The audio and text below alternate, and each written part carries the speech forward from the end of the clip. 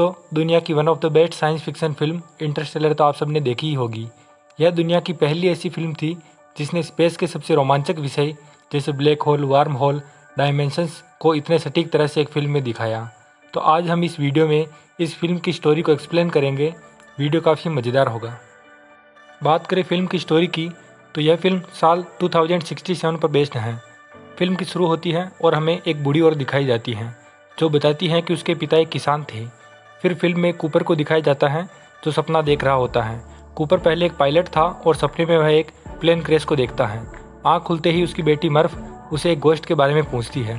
फिर हमें बताया जाता है कि धरती का वातावरण और ज़मीन बंजर होने के कारण केवल मक्के की खेती ही की जाती है और चारों तरफ केवल धूल ही उड़ती है जो नाक और मुंह में चली जाती है। अब कूपर अपनी बेटी मर्फ और बेटे टॉम के साथ एक कार में जा रहा होता है तो रास्ते में ही उसका टायर पंचर हो जाता है। तभी कूपर के सिर से एक इंडियन एयरफोर्स का ड्रोन गुजरता है और कूपर उसका पीछा करने लग जाता है। कूपर उसे कंट्रोल करके सेफ लैंडिंग करवाता है और उससे कुछ मशीन निकालकर वापस लौट आता है। रास्ते में मर्फ उसे एक अपनी नोटबुक दिखाती है जिसमें कुछ लाइंस ड्रॉ की होती हैं। जब कूपर अपने घर आता है तो उसे कमरे से आवाज़ आती है और जब वह अंदर जाकर देखता है तो उसकी बुक शेल्फ से कुछ किताबें नीचे गिरी हुई होती हैं। मर्फ का मानना था कि यह सब एक घोस्ट कर रहा है और वह इसे एक सिग्नल की तरह देखती थी। वह इसे डॉट और लाइन में कन्वर्ट करके अपनी टेक्स्ट बुक में लिखती थी और मोर्स कोड से डिकोड करती, लेकिन कूपर को यह सब नॉनसेंस लगता था। अब कूपर अपने परिवार के साथ एक बेसबॉल का मैच देख रहा होता है तभी एक धूल का तूफान आता है जिसके कारण कूपर अपने परिवार के साथ वापस घर लौट आता है। तो मर्फ दौड़कर कमरे में जाती है जहाँ उसकी बुक शेल्फ थी। उस कमरे की खिड़की खुली हुई थी। कूपर खिड़की बंद कर लेता है लेकिन फर्श पर कुछ धूल की लाइनें बनी हुई होती हैं। मर्फ उसे गोश्त कहती है लेकिन कूपर उसे ग्रेविटी बताता है और एक सिक्का फेंकता है जो उसी लाइन के बीच में जाकर पड़ता है। वैसे सभी जगह ग्रेविटी बराबर होने के कारण वह सिक्का कहीं भी जा सकता था, लेकिन लाइन पर जाने का मतलब यह था कि यहाँ ग्रेविटी में ज़रूर कुछ ना कुछ गड़बड़ है। फिर कूपर मर्फ को बताता है कि यह मोर्स नहीं बल्कि बाइनरी कोड है।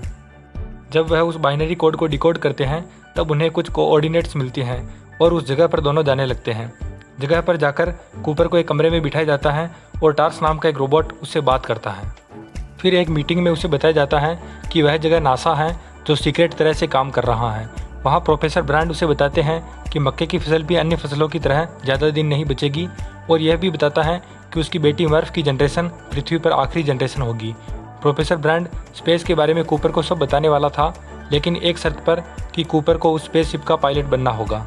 फिल्म में यहाँ पर प्रोफेसर पहली बार यह वर्ड बोलता है, दे सेंड यू। यहाँ यह वर्ड दे सुनने में बहुत नॉर्मल लगता है लेकिन आगे बहुत कॉम्प्लिकेटेड होने वाला है। दे शब्द प्रोफेसर ब्रांड किसके लिए इस्तेमाल कर रहे हैं, यह आज के समय भी सबसे बड़ा सवाल है। इस फिल्म में दे किसी सुपरनेचुरल एंटिटी को कहा गया है जिसने यह दुनिया बनाई है।